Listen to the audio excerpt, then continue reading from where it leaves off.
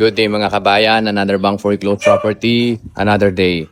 Kung naghahanap ka pa rin ng property dito sa General Trias, Cavite na mura lang, at ito po ay malapit sa SM City General Trias, meron pa tayong isang unit dito sa may Ville de Palm, located in Barangay Santiago, General Trias, Cavite. Ang lot area ng property na to ay 70 square meter and the floor area of 57 square meter. Single attached, bank foreclosed as is where is. Ang dating presyo nito is 2.2 million pesos. Naka-sale ngayon, 1.9 million pesos nyo na lang ito makukuha mga kabayan. At isa sa maganda sa property na to, wala na tong bidding. First come, first serve na lang. With at least 20% down payment, 80% bank loan up to 10 years.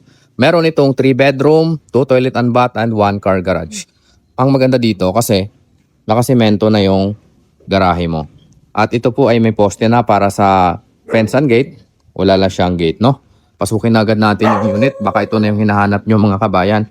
So itong lanay nyo, kung gusto nyo pong baguhin, nasa inyo na po.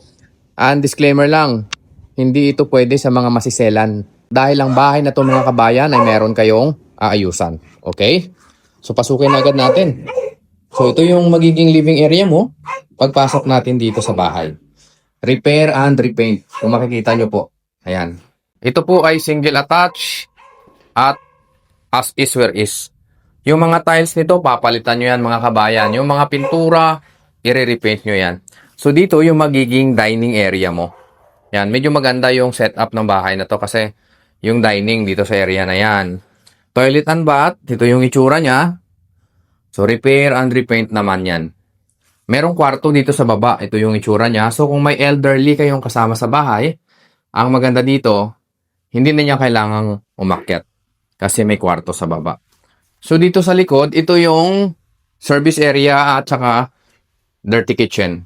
Ayan, may improvement na siya, pero naluma na nga lang since walang nakatira dito. Naka-tiles yung flooring pero luma na, nakaangat na lahat. Papalitan nyo na lahat. So magre-retiles kayo dito and repaint. So yung hagdanan paakyat sa taas ay solid siya na semento at naka-tiles na rin siya. Pero yung tiles natin, may konting sira. Kagaya nito, may konting sira. So, i-repair nyo rin siya mga kabayan. Murang-mura na to mga kabayan sa presyo niya na 1.9 million pesos. Malapit lang ito sa Calax, Open Canal Interchange, and General Trias. Malapit sa SM City General Trias. Mga around 7 minutes nandun ka na. So, dito sa second floor, merong toilet and bath. Ayan, medyo madumi lang yung tiles niya, malikabok since wala nakatira. So, pagkagandahin nyo na lang, lilinisan ninyo.